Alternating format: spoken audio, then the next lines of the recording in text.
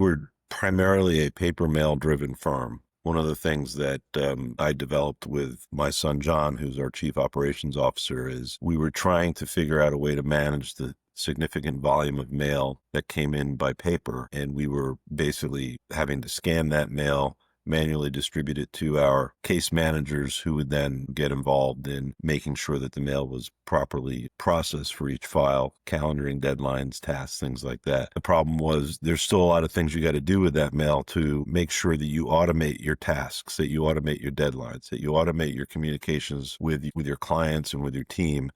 And the limits of our case management software didn't allow us to do that. Plus, we were still struggling with the reality that unless we were going to access the ERE on a case-by-case basis directly with the Social Security website, the case management system we had some ability to access the ERE, but it was time delayed. You'd click a button to request the access, and then you'd have to wait for it to come into the system. So there was no live way to access the RE other than on a one-on basis every time we were trying to do it. So that was a significant hurdle as well. The amount of time that we spent dealing with administrative things that a machine should have been able to do was the equivalent of about 80 to 90 man hours a week. We're down to less than 20 hours a week now.